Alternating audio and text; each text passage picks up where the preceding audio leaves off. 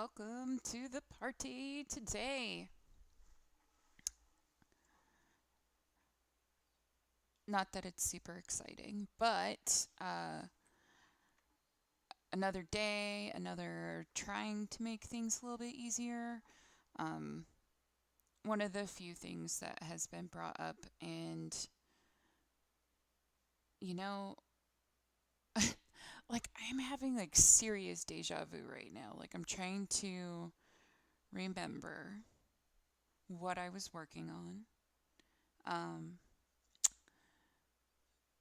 when I was previously asked to kind of keep like consistency or schedule events or whatever. And I don't remember if it was with this or something else I was working on. But anyway, hi, everybody.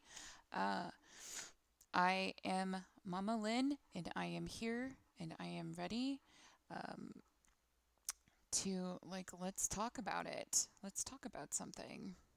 Um, when I started this, it said that there were some people waiting, but apparently y'all left already. But anyway, um, always got to start off a little awkward, right? So, for those who may or may not be witnessing to the live stream right now, thank you for showing up and witnessing to the Ask Mama Lynn Anything hour for today. This was my first attempt at scheduling the time frame, and so I appreciate you showing up when you did. Um, just kind of give the spiel, whatever. Um, Mama Lynn is a moniker that was given to me maybe 15 plus years ago, back when I was in college.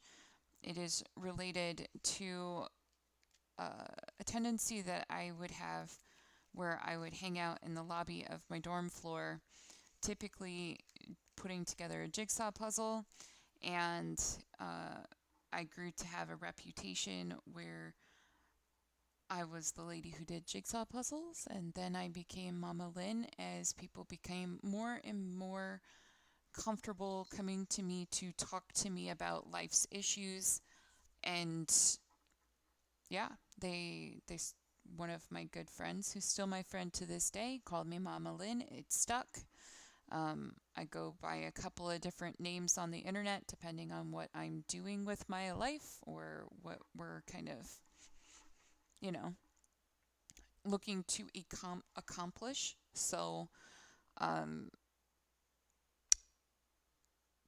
not to say, not to make it sound like I think I'm particularly well known anywhere, but kind of depending on what subject matter we're really looking at, that's how people might or might not know me.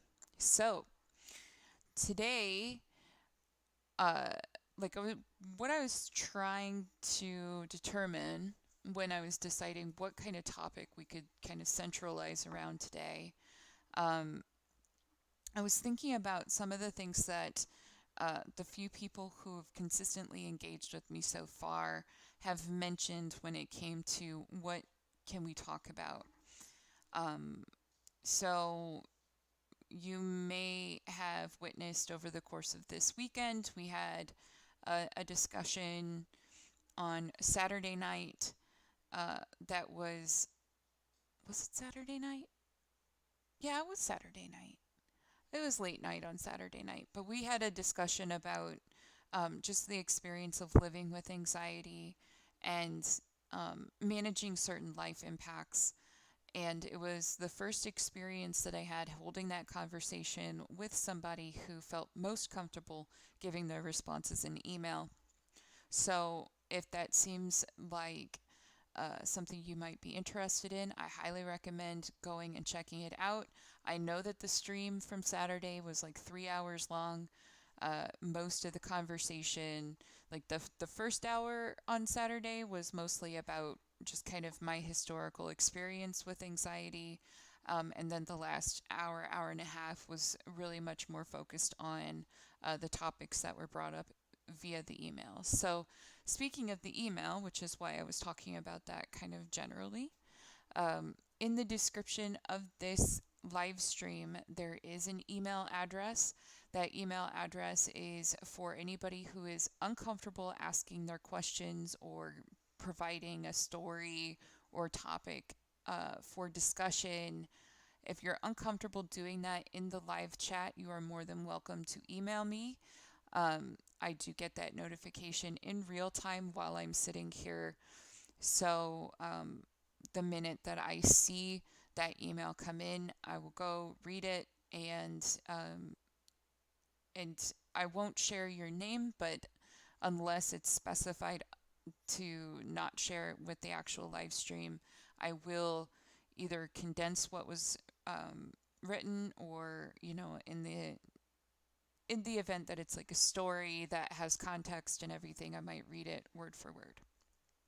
So I guess I'm trying to say I heavily encourage you to engage in the way that you feel most comfortable.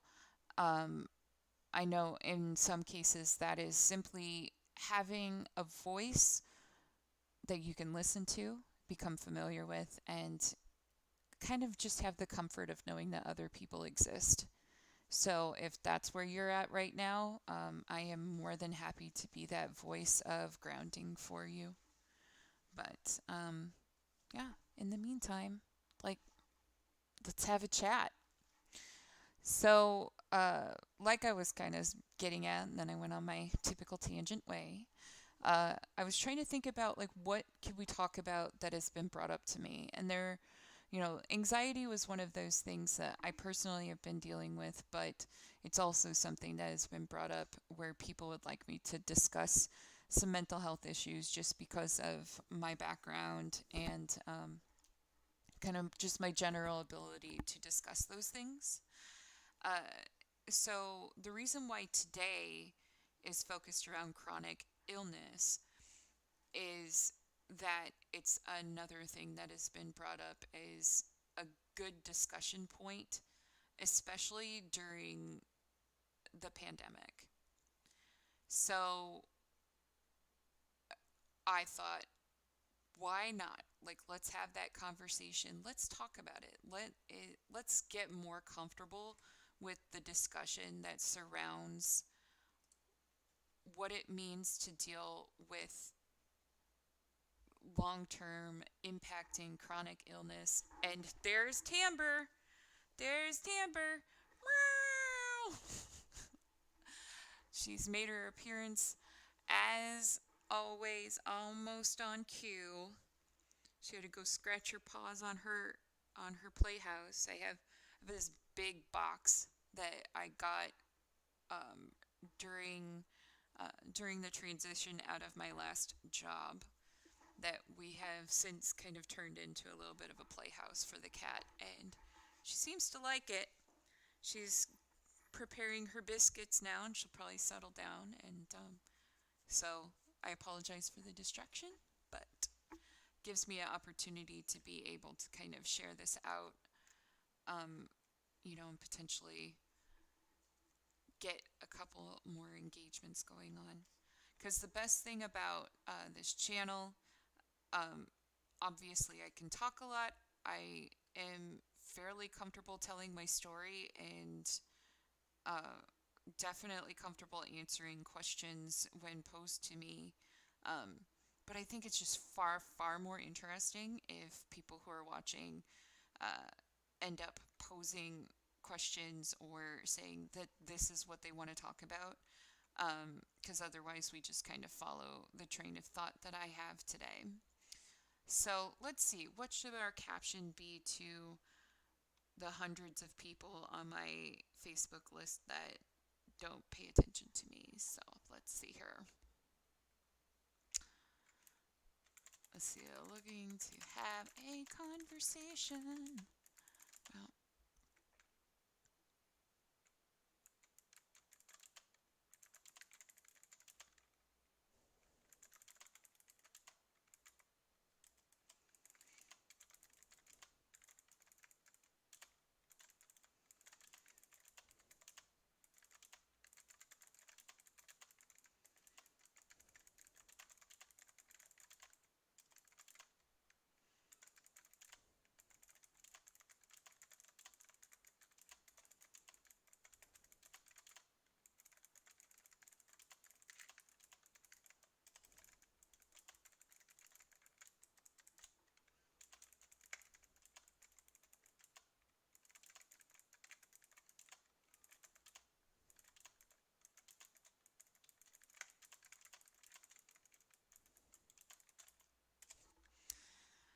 So, as you may know if you're watching right now, this is such a new channel that I'm still trying to get a bit of a, you know, get a bit of voice out there and get a little bit of, make it a little bit easier to have a discussion with somebody other than just myself. Um, because I don't pay for advertising, and there's certainly nobody who's paying me to do this. And so it can be pretty difficult to um, get enough exposure for it to be anything more than me talking to myself. But I am committed to creating this space. So, anyway, so I keep saying so, and she's giving me that look. Okay, I'll give you scritches. So, chronic illness in the face and days of COVID, or, I guess any general pandemic, but right now we're dealing with COVID, so that's what we get. I think that there are a lot of different angles that we could, have this discussion through, or how would you construct that sentence? It's like there are a lot of different ways to approach the conversation, a lot of different, probably a lot of different frustration points, a lot of different concerns, um, and a lot of different really unfortunate uh, results that are probably happening right now.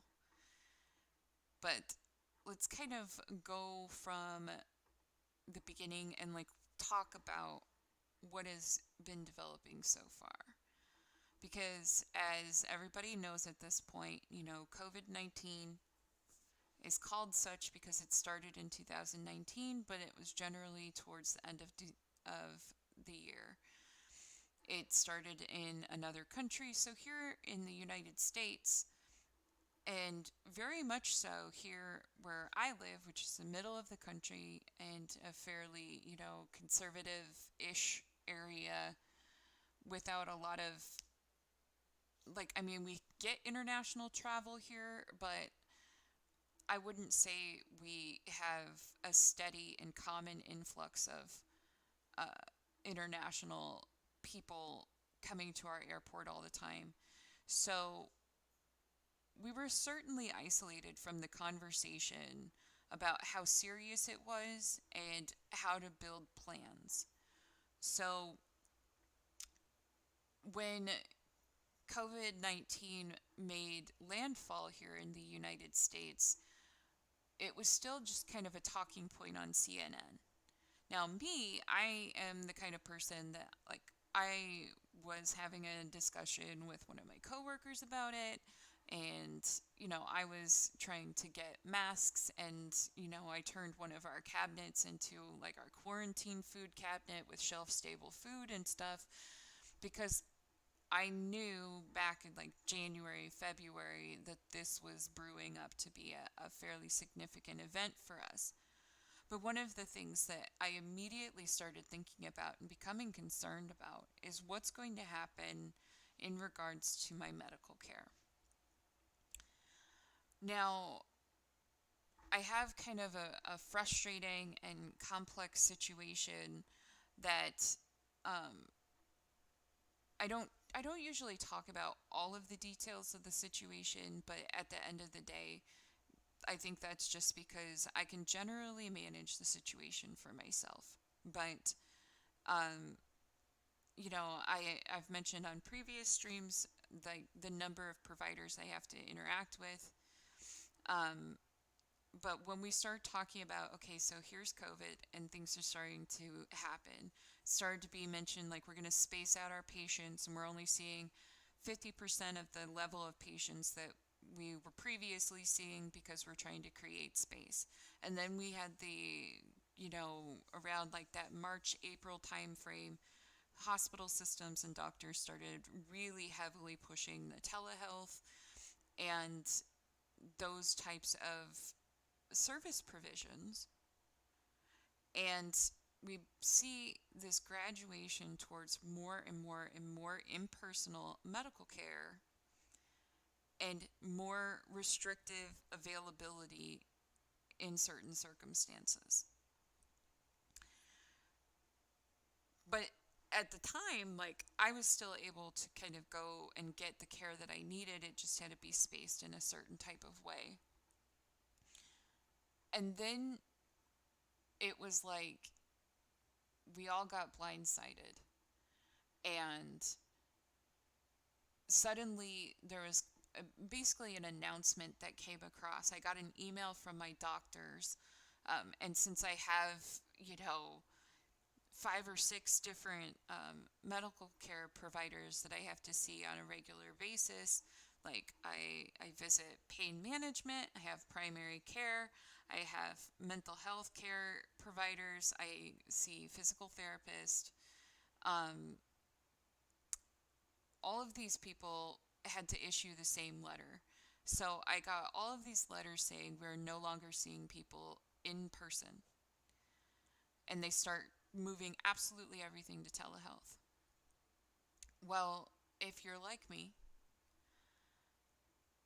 like we're like telehealth works for things like, oh, I think I have bronchitis, or you develop a sinus infection, or you have a simple ankle sprain, and you just want to like you're just following up. But there's certain things that like don't work in telehealth, right? So you're looking at like with the ankle sprain, for example.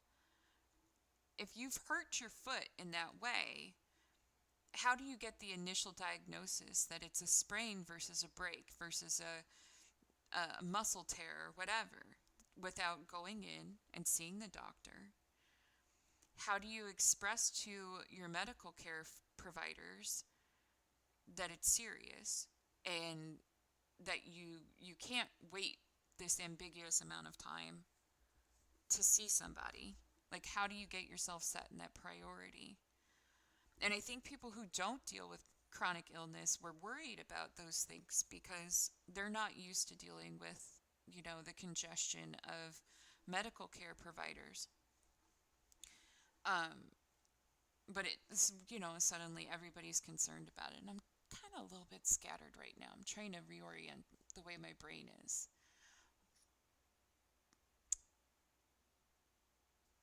Like when they started shutting down the access to that, I was in the middle of a, I was in the middle of a series of like spinal injections to try and combat what is a severe and uncontrollable uh, bone deteriorating pain. Um, we had just figured out that a significant amount of the the pain, like we're talking like a high level, clinically unacceptable level of pain, was being generated from a specific part of my spine. I've since learned that there's like an actual like a mass, like a probably, there's either like a benign tumor or a cyst in my actual spinal column pressing on my spinal cord in the area. And I received my first injections for pain relief at the beginning of this year, and it was like night and day. And then the instructions for how to follow up on that were come back when it wears off. Okay, that's pretty standard. But between the first injections and the second injections, they shut down the clinic and said no non emergency uh, procedures can happen, no in person health visits unless absolutely necessary. And the unfortunate thing is, something like pain control is not considered emergent, it's not considered urgent. And especially when we're talking about something like chronic illness, we are faced, like when we contact the doctor and we're saying like this is getting out of control, they already know where the pain is likely coming from. So they say this isn't urgent, even though the pain might be more than you can handle right now, because it is of known cause. They don't prioritize you ahead of everybody else. So, as we moved into this kind of telehealth centered approach to things, there's a lot of people who felt like this is really convenient, this is really nice, I don't have to pay extra for it like I would have before. But somebody who deals with chronic illness is already faced with like the impact that removing that personalized face to face ability to have regulatory care removed. Man, now I'm just like, this doesn't even make any sense, Lynn. Like, what are you talking about? Like, I don't know why it feels so important to talk about it, but then I can't get my thoughts straight when I'm actually talking about it. It's probably because it's been absolutely overwhelming to me to try and figure out how do I keep this from getting worse while respecting everybody else's need to stay safe and not getting super frustrated about the feeling that it's generating while I'm sitting here hoping that my community will finally get their head out of their butts and start wearing masks and understanding that this is a super serious situation. I mean, when they shut down the clinics and said I couldn't come back for the injections, I was started crying a lot. Like, I'm suffering a lot more than I need to be because I don't have access to the care that I need. And when you're dealing with something that is chronic, ongoing, has no cure, it's already hard enough to accept that. But then when you're in a situation in which the few things that at least made it tolerable, those things have been cut off as well. And people keep talking about it as like, well, it's not life threatening. And I keep thinking, like, at a certain point, it really does become life threatening for people. And I think we need to take it more seriously. Ugh, this is so scattered, Timber. I make no sense, Timber. People are probably popping in and going, she sounds crazy. I'm not talking to her anymore. I don't know.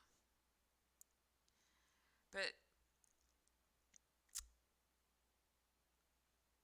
I think, they start talking about doing things like trying to have extra medication on hand. They start talking about, um, trying to strategize. And, you know, part of like the anxiousness that I'm feeling about COVID and the way that the world is evolving right now is that the accessibility of these care options is absolutely necessary for me to successfully move forward through the situation that we're facing. And if, because of the circumstances, we start facing things like medication shortages and, I have to give up medical care or whatever. One of the things that most concerns me about that is that, like, I'll have to retire, put all of these things on the shelf because I have no other choice. I have known conditions, but no way to treat them. And then eventually, finally, this will either kill all of the people it can possibly kill and make the rest of us sick, or people will get their act together and will be in a better place from an immunology's perspective. But I'll go back to the doctor after that and learn that the time spent waiting for accessibility in care has led to a severity development that would not have happened otherwise. So it compounds on like what everybody else is already looking at. We're in a community where it's already, when we talk about things like chronic illness, especially the quote unquote invisible illnesses, it's already dismissed enough. And now we're talking about, you know, normalizing the dismissiveness or, the delay of care. And so it gets incredibly hard to find anybody who has any recognition or understanding of what the anxiousness is that comes with that. And I think that's where I'm actually coming from. That's why I wanted to talk about it. That's why I wanted to at least open the door. I know that the way that this is meandered and the tangents and the complete disarray of the details has basically made it probably incredibly difficult to follow. But maybe that in itself will demonstrate not only the number of details I'm trying to juggle in my own circumstances, but also the impact of the alterations of my care and how that is impacting my ability to, continue on a single track. Like, for example, one of the things that they want me to do is have a reevaluation of things like my attention difficulties, my cognition, certain things that are kind of neurological in nature, but could also be, resulting from like psychiatric fallout or whatever you want to call it.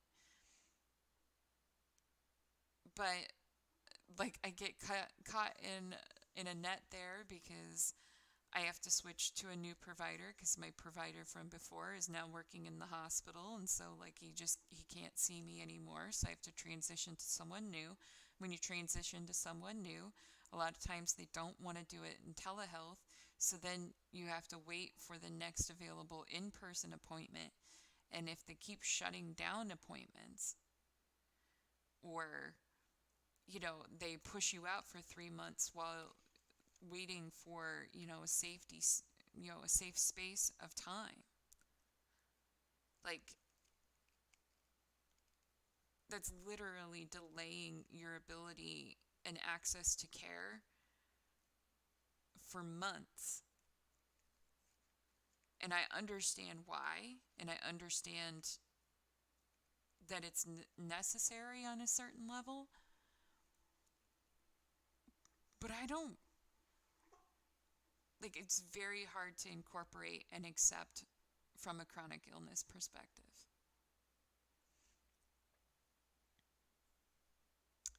So I guess like the summary of that first chunk of time in this stream is just to say that if you are living with chronic illnesses and you hit COVID and you feel like it just got really messy and that nobody's hearing you and that you can't get help and, symptom care isn't going very well and things like that, I want you to know you're not out of your mind. And like we are facing, like, I don't want to be cliche about it, but we are certainly facing unprecedented times. I think one of the other things that we run into, especially people who, deal with, chronic illnesses that generate things like, on a normal everyday basis, you know, headaches and fatigue and body pain and, stuff like that.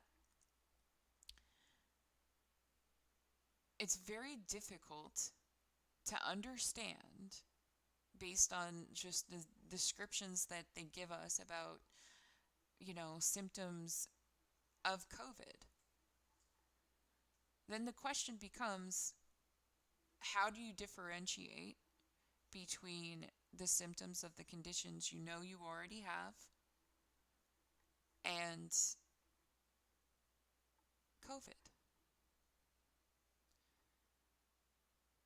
How do you make sure you're not assuming that new COVID symptoms aren't just a worsening of your condition or the symptoms that you've been living with for the last 10 years or whatever, and having those symptoms getting worse because of the inconsistency of care that you find during COVID? How do you figure that out? How do you answer that question? And how do you figure out the way to have the conversation with your doctor in order for the concern level to be appropriate?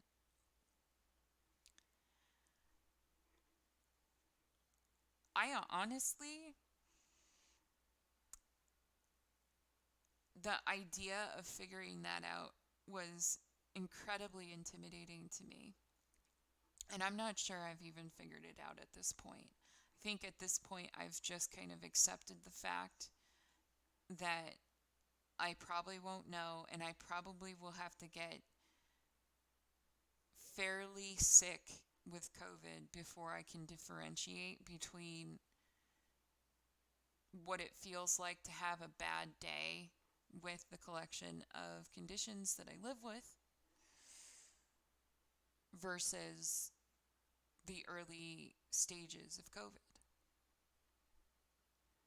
And I just don't think that there's a lot of conversations going on about what that means, because I think that there are a lot of people who do live with conditions outside of this pandemic stuff that have similar symptomology to the pandemic, and we're not getting directions from our medical care providers or from the media or from the CDC. We're not getting any directions whatsoever as to how to differentiate or have appropriate levels of concern.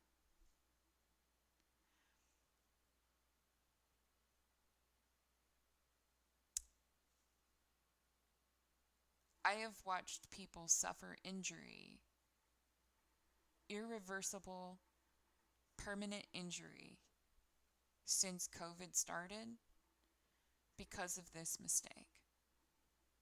Because of the assumption that what they are experiencing is simply a matter of their existing conditions and not, fallout from either the lack of care or lack of consistency of care or the fact that they've actually contracted COVID.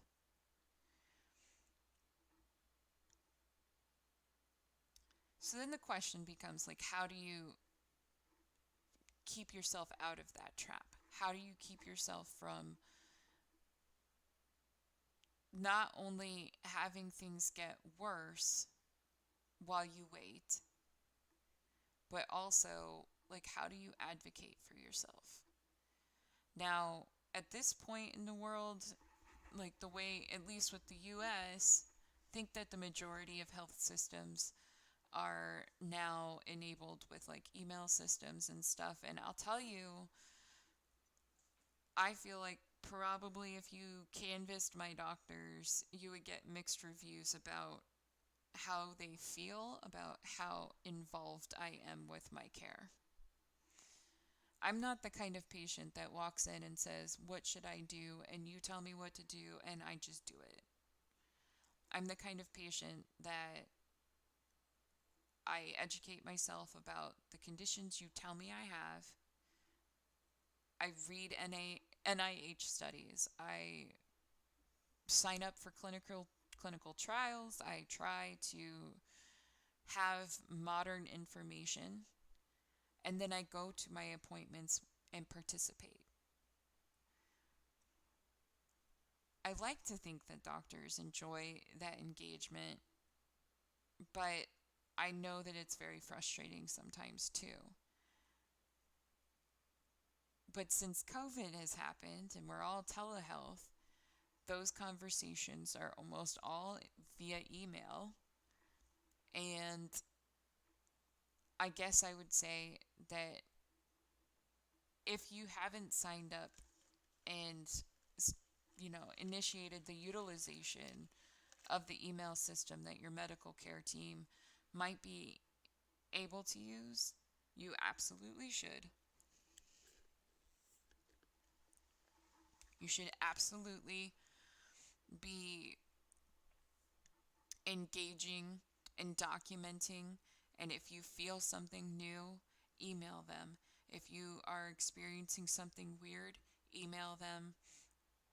I I even have gotten to the point where I won't set up like a telehealth appointment. What I end up doing is saying, like, I'm going to email my primary care physician and say, this happened. I don't know how to address it. What should I do? Like, for example, like my shoulder, as everybody, like, or anybody so far may recall, like, when I hurt my shoulder, I was concerned that I might have cracked it or broken it, um, especially because of the way that it was swelling and bruising at the time. And I wanted to get checked out. But how do you do that on a telehealth? You certainly can't get an x ray at home. So usually they won't order an x-ray if they haven't like seen you. And so I just ended up sending an email saying, what should I do? Because I didn't want to go to the ER because of COVID. And I didn't want to go to an urgent care because I was pretty sure they would want to send me to the ER. And I didn't want to go to the ER because of COVID. So again, I went with the email setup and ended up going to see a doctor I didn't know, never seen before, probably won't see her again, but at least I have seen a different person, and maybe it'll be a good thing that I did. I don't know, man. Like, it's just so difficult to figure out, like, how do you manage this? How do you feel hopeful at all? Like, it's already like, very difficult to maintain hope when you get a diagnosis for a chronic condition in which they will flat out say to your face, there is no cure for this. At this point, it is just a management of symptoms and trying to make it not get worse, and then learning also how to accept that it will get worse. Trying to continue that level of acceptance and incorporation in your life during a time where you also have to be concerned about a catastrophic illness that is running rampant through your community is overwhelmingly exhausting sometimes. And then you run into a situation where they've listed out, they've got like a list of what, like 7 conditions that they say, like, if you have these things, you should be self isolating like permanently, and therefore, like, those conditions are recognized by employers, those conditions are, respected in general, but like they're certainly not comprehensive, and they certainly don't um, address many different conditions that could be made worse by it. So even though you're living with a chronic condition that may be made worse by COVID exposure, or, if you were to contract COVID while having the conditions you're living with, you end up having a huge big problem, but you couldn't get like a respectful, removal from that exposure. Like, it is such a frustrating time to be trying to manage a chronic condition.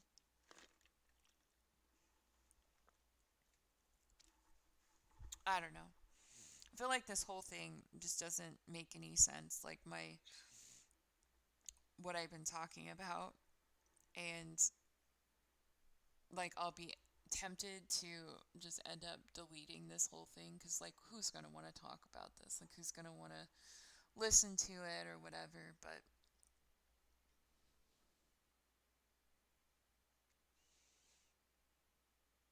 I want to like go through this process and say, okay, stamp, stamp, stamp. These are things that we can talk about. Don't be afraid to talk to me about it.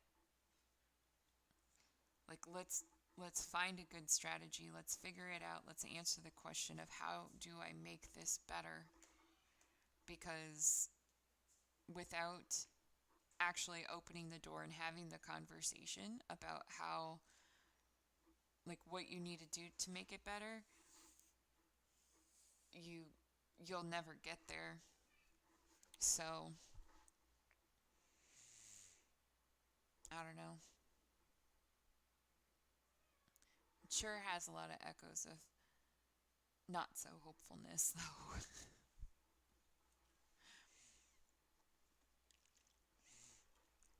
And then I think like one of the hardest parts that like what I've been seeing a lot, especially like within the creator space, as I'm watching other people on YouTube just kind of talking and stuff, or having conversations with people who are contracting COVID themselves, or dealing with the feelings and emotions of what it means to be trying to avoid it.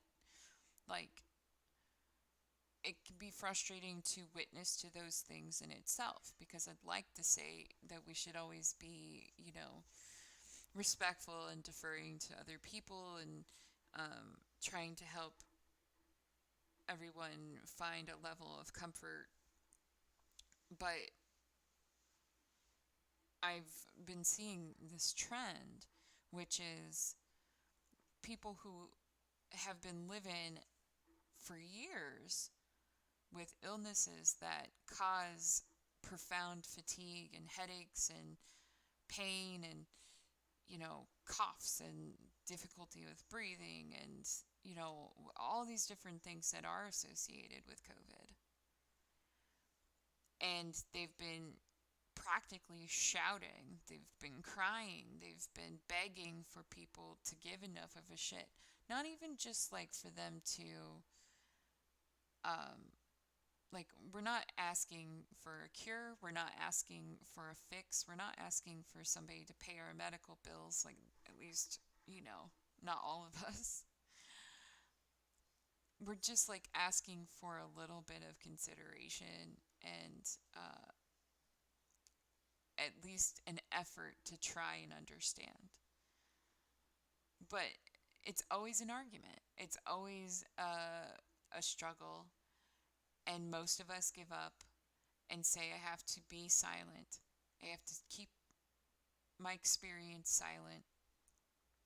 Because when I talk about it out loud, people just walk away. They don't want to deal with the sad person. They don't want to acknowledge it. I can be as nonchalant about it as I want. I can, like, I really don't like the Spoonies theory, but, I'll placate other people by use that analogy in order to be able to have a conversation about it because at least people have been exposed to that analogy before. And you still run into this situation in which they don't care. You could sit there and say, I had 7 spoons today and I already used up 6 and I'm on my last one and I still have, all of these things that I'm overwhelmed with how much stress and pressure it feels like just looking at it saying like how if I know I only have X amount of energy or ability to do something today, but I know that the things that I need to accomplish in general would require 5 times that amount of ability. How do I make the decision of what thing do I touch? And So, you're constantly dealing with these feelings of shame and guilt and feeling completely inadequate and completely broken. And you get people who tell you, well, you shouldn't feel that way, or you should just ask, or whatever. And it's like, just imagine if the weakest you've ever felt is the same feeling that you have every single day. And even when you feel like you couldn't get weaker, something manages to make it worse. And then you also have to worry about getting sick, and you have to worry about money, and you have to worry about, how do I make sure to discuss enough of this to make sure that my doctor knows that certain things are happening or that things are getting worse or whatever, but not get too melodramatic about it so that they think that I'm just having a mental health problem and not having a physical problem or whatever. Like, it's this constant balance of not trying to bum people out. So, like, the whole feelings of like isolation and the feelings of concern over medical care and all of these things that people are talking about within the context of COVID. I've seen so many people with chronic illness and trying to uh, discuss their chronic illness, expressing a super frustration that now we're supposed to be care population feeling the pressure of trying to balance those things. Like, suddenly I'm supposed to give a shit about the fact that you don't know how to answer the same questions that I've been struggling with for the last 20 years. Like, I don't remember exactly who I was watching the other day, but you can just see it on their face. There's like, their eyes are sunken in a little bit, things are going a bit dark, they look a little disheveled, and they're like, how is this any different from what I've been talking about since I got diagnosed? It's this really tempting line of comparison. Like, I know that it does us no good to compare our sorrows against other people. The worst thing that happens to me is the worst thing that happened to you. Like, the our worst thing is equal. But it sure is difficult some days to try and have compassion for people who really haven't seemed to make a whole lot of effort to have compassion for you. It, and it's a really weird spot to be in, because you would think that a person who has been living a life where that compassion would be so helpful and so, such a wonderful gift, or whatever you want to call it,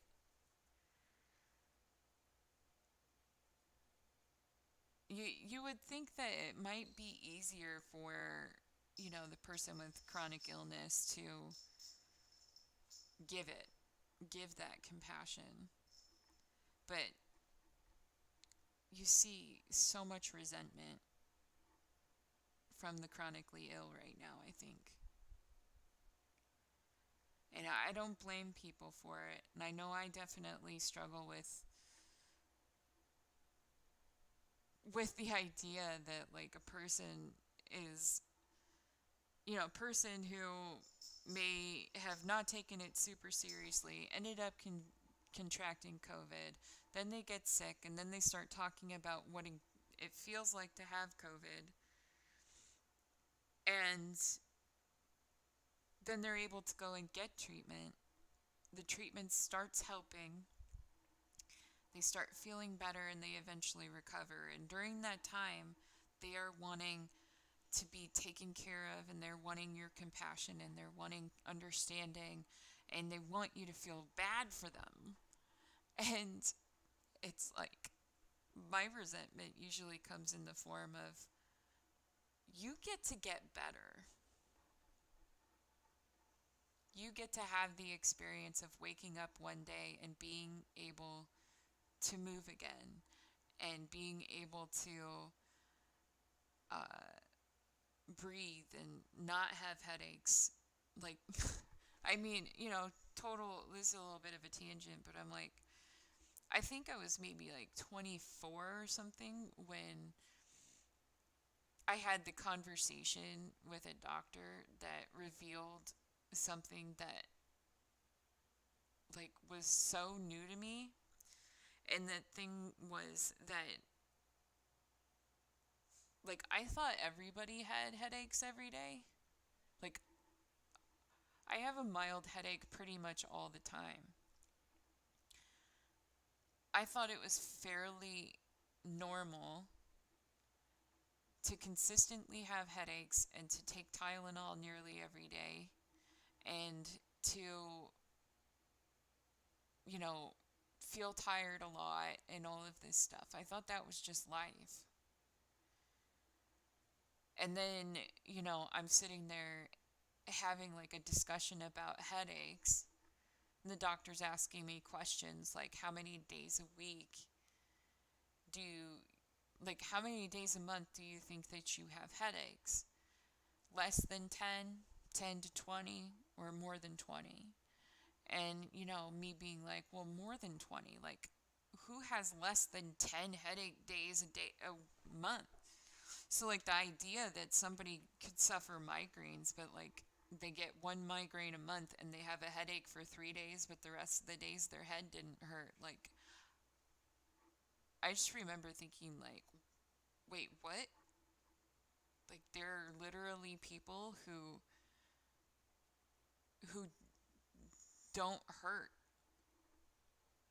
There are people who go to sleep and wake up feeling like they slept.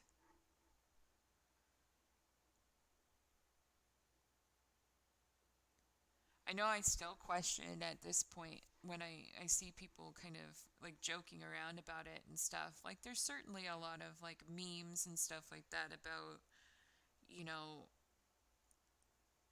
like seen I've seen it more than once from different avenues of people saying like one day maybe, you know, like what's one of your biggest wishes, and people say things like to be able to go to sleep and wake up and feel like I actually slept. And so I guess even like in that circumstance, how do you differentiate that feeling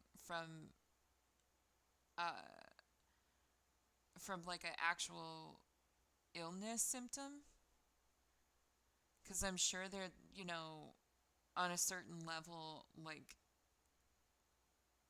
people just deal with fatigue every once in a while. And it doesn't mean that they have MS, and it doesn't mean that they have chronic fatigue syndrome, which, I still kind of am not so sure even exists. But, like, and don't come at me for that, for saying that. Like, I understand that people experience chronic fatigue, and I understand that there's a diagnosis of chronic fatigue syndrome. It just seems to always come in conjunction with other things, and I think that it is far more likely that it's being caused by other circumstances that either haven't already been diagnosed or it's not specific enough. So I never ever want a doctor to um, theoretically put chronic fatigue syndrome on my chart. Like I feel like that would be like that would essentially feel like giving up to me, I think. I don't know. I guess today's a little bit rambly, and I'm not surprised like that it's not been too interesting for people, but I mean at the end of the day, you just kind of what I really wanted to do was kind of at least put the topic in front of people's eyeballs and say I think that it's worth us talking about this more openly and just addressing the stress that comes from trying to contextualize the care for a chronic illness within the context of a pandemic world.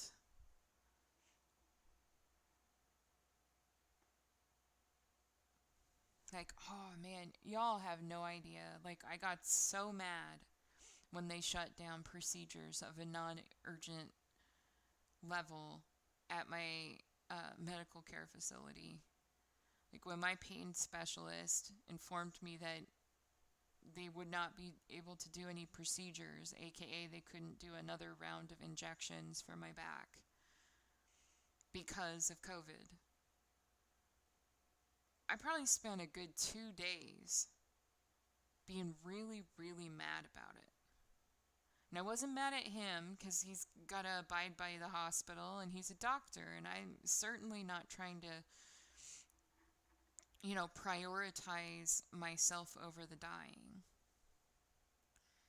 But what I did think was, because of where I live and people's attitudes about COVID, my doctor cannot safely keep his doors open in the way that he needs to in order to help me. So, some random person who doesn't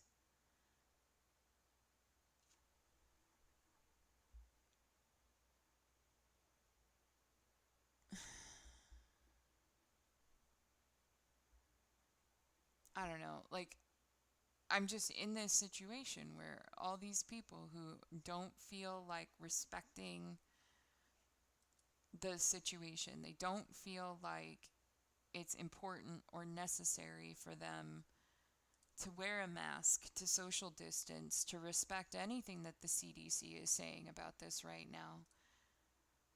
They're the reason my doctor can't see me. They're the reason that my doctor is unable to help me right now.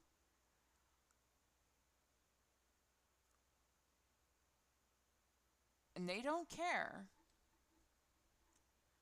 But I guarantee you that if they get sick, they'll want me to care. They'll want that deferment. They'll want that attention. They will want that level of understanding to say, like, man, that really sucks that you're sick. And I am a generally compassionate person, so the likelihood of my, participating and, recognizing their suffering is pretty high. But I'd be lying if it was just like, I would not be able to honestly say that I had um, no frustration about that.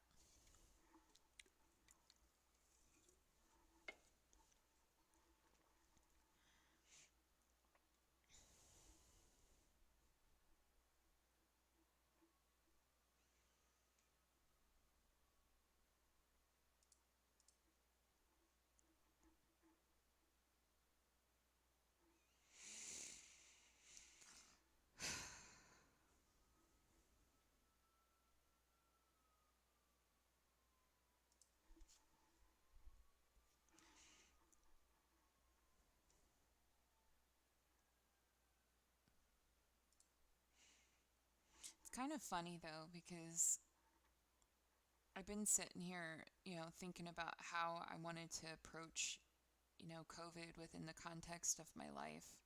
Like, what made the most sense. And even though I don't typically get a flu shot because I have a systemic reaction to getting the flu shot, and it sucks, like, the benefit of the partial protection or whatever that comes from a flu shot does not outweigh the negative experience that I end up having from receiving the flu shot. Like, so I don't typically get it, but I was planning to,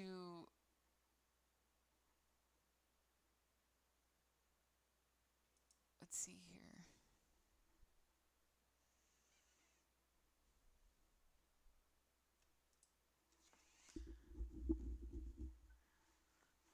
I'm going to try this because I've done, I've worked on this puzzle thing before and was unable to kick people, but I wonder if the reason why I couldn't kick them is because I selected the wrong one.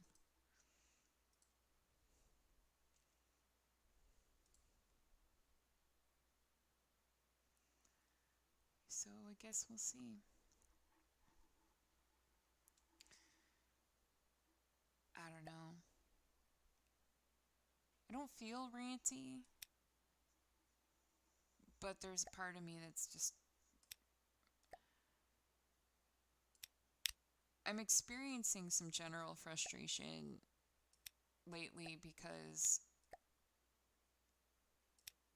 I want, like, I need to pursue some care for my whole situation, and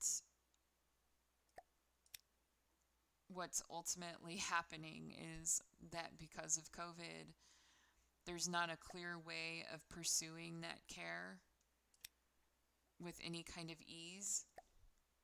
So, even with like email contact and stuff, there's still a lot of frustrating limitation to it. Why is this acting weird? Um, so like I contacted my doctor and said that I had some extreme concerns about how my care was working out right now, and felt like I wasn't being heard by the people that I was trying to talk to about it. Um, and she said, let's set up an appointment to talk about it. But because it's in the email system and the email system inconsistently says or tells me when I got a message from anybody, I'm like, I didn't know. And I just wish I could just like talk to the doctor. I wish I could continue my care in the way that I need to, but I am seriously trying to avoid becoming super resentful of people who are having their first experience of enduring illness. And that's one thing that I think is important for us to remind ourselves of when we start feeling that frustration of, like, watching, when you've lived a chunk of your life with, a chronic illness situation, and you are now being, asked to have compassion for somebody who hasn't really been so compassionate to you. Like, what I try to remind myself about that is that there was a point in my life where I was not used to it. There was a point in my life where the experience of severe daily pain that doesn't respond to treatment,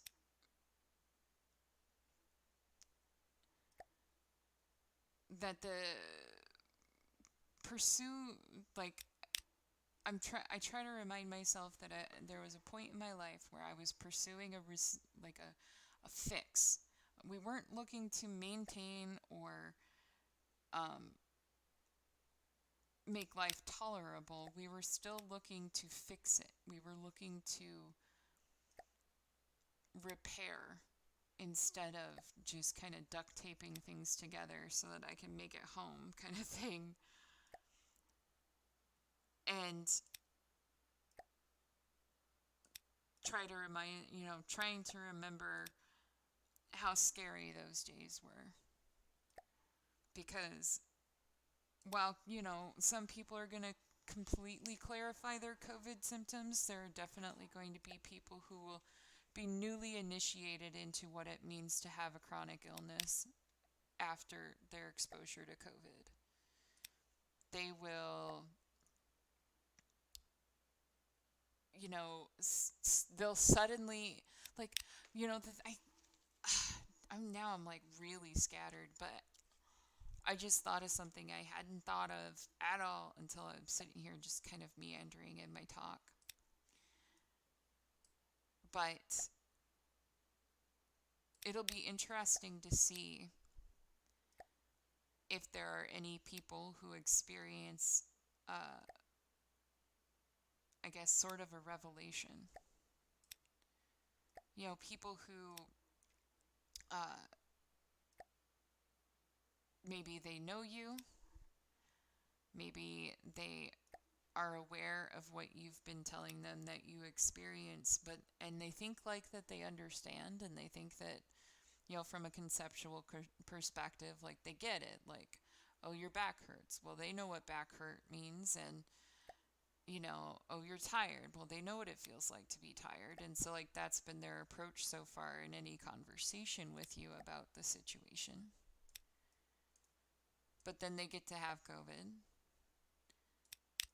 And what's going to end up happening is that person is going to learn firsthand that those times where you were saying, like, I am very tired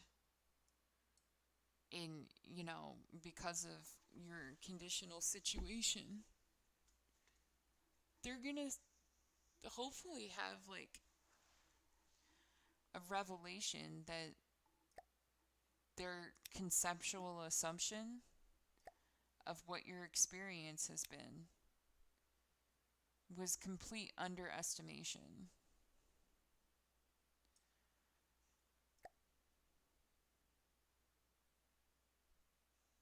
That might be the one thing that we have to manage the most after COVID or during COVID, is the number of people who are going to need to transition into a mentality of chronic care. Because I think that most people are used to the idea that if you don't feel well, you stay home. If you're in pain, you take pain medicine and it goes away. Or, that certain types of medication work just fine and always work, and, a single pill and you're good to go, and yada, yada, yada, yada, blah, blah, blah. But the thing about chronic situations versus, temporary ones, they do get treated differently. Like if you have chronic pain situation, they say, oh, well, we've identified that this is a situation that won't ever go away. So they don't give you like you don't get to live the rest of your life on high-end pain medication, at least not if your doctor is responsible. You get to live the rest of your life like begging for the occasional help, and knowing that every time you ask for help is another tick in the boxes that move you closer and closer to the categorization of medication seeking. And you can't acknowledge it, like you can't bring it up, you can't talk about that, because if you talk about that, that's also a tick for medication seeking. And so you're just stuck. You're stuck in the middle of that loop. And there's so many people who think that they understand what that feels like, and they just don't. And they're about to have a rude awakening because COVID is going to put them into that bucket with us. And what's that going to look like? Will that generate medication and treatment reform? Will it suddenly be like, we really, you know, we really need to change the way that we talk to people about these experiences? I was watching, I was watching a news segment the other day. It was about a doctor that had contracted COVID after working on the COVID wing, and how he had acknowledged that while he didn't purposely contract COVID, he had been getting to a point where he was just so tired of dealing with it and so tired of living fearful of it. And he was like looking at himself going, well, I am a healthy person and I don't have any conditions and I'm 30 and just kind of doing what a lot of people are doing right now, where they're not super afraid because they can mark off all of these boxes that, put them into categories that are supposedly safer than other categories. So he had himself all slotted up neatly into these places where supposedly he would be perfectly okay if he contracted the illness. And so he started entertaining the idea of just getting it and getting it over with because like of the theory that contracting it would at least give some modest level of immunity. And yeah, it's like he's having this conversation with himself in his head, but as a doctor, he's like, okay, well, I can't purposely make myself ill like that because that's not something I would ever advocate for my patients. So he wasn't doing that, but he was considering it as part of his own COVID exhaustion, thought process. And then he caught COVID. And then he caught mad crazy COVID, where he's having to acknowledge the fact that he has to go to the hospital. So then suddenly his healthy young self is faced with the reality that he's been treating this whole time, where, he thought he was relatively invincible and, even if he contracted it, it was not going to be a big deal. And then he ends up needing to be in hospital on oxygen. And one of the I think that's probably gonna, like, can you even imagine? Like, imagine being a doctor that's been treating COVID patients, watching the progression of this illness, and knowing that,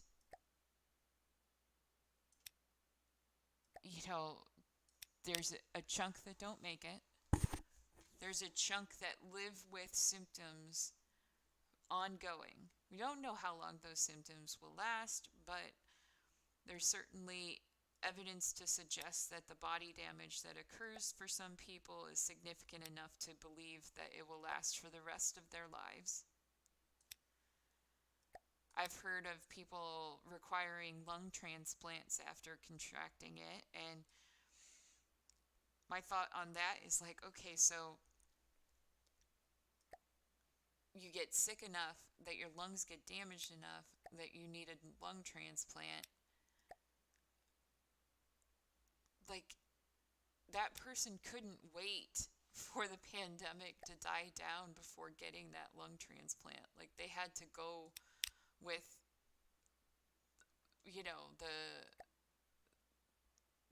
the availability, because it's not like we just kind of store organs or whatever. So, like, in order to move forward with a transplant, like, you have to clear these bars and take, immunosuppressants and stuff like that. So essentially, like, They're they're replacing their lungs. We don't know if the immunity lasts for any length of time. They're getting new lungs, and for all we know, they could just recontract it. And like that would be so daunting to have to recognize as a risk. Like if we don't do the lung transplant, you will be dead. But if we do it, the medications and such that are required for said transplant will increase the likelihood of you developing issues if you recontract this condition or this illness. You know, it's like, I don't know. I don't know what I would do in that situation. This is a very meandering thing. I guess I kind of thought that more people would be, engaged in the conversation about chronic illness. But,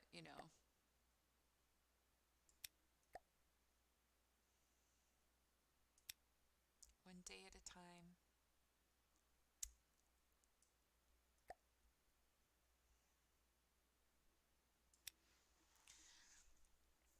I'm at least going to hang out until 9 o'clock Central Standard, which would be about an hour and a half on stream.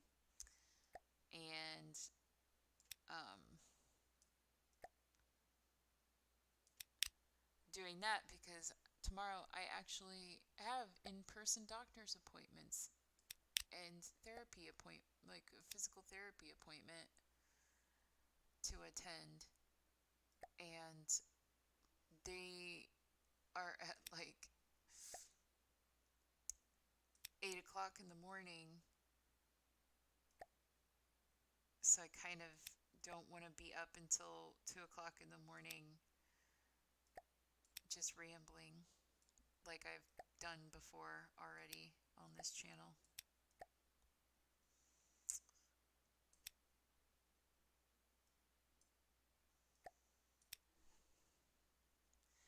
I don't know. One of the things that this day, this situation has taught me though is that my brain needs me to be more organized with these conversations. I want them to end up being beneficial for people after the fact. And I'm certain that this one's not going to be of much merit.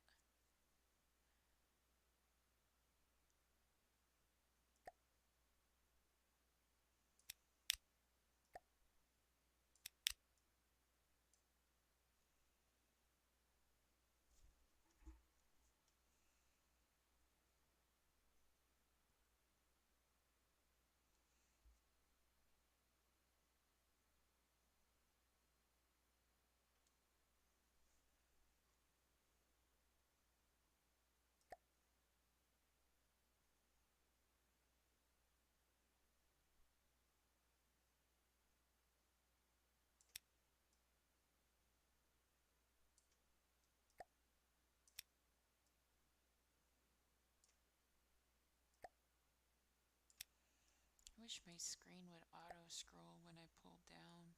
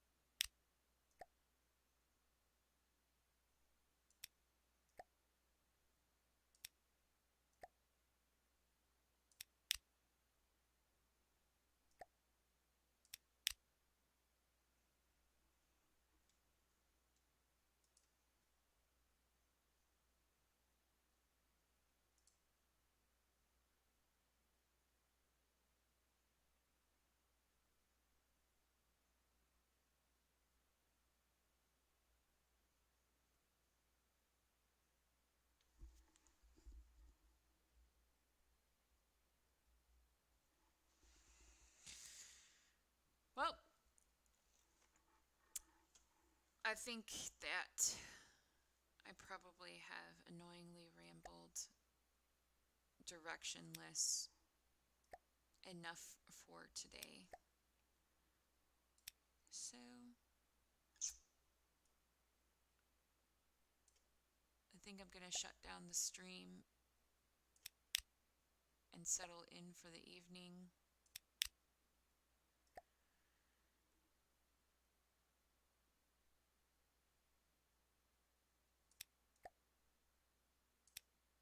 Thank you to anybody who did choose to show up today or watch this or whatever. I'm pretty sure it's going to get cut down once I muster the once I muster the spoons to get situated for actual video editing. But until then, it'll just be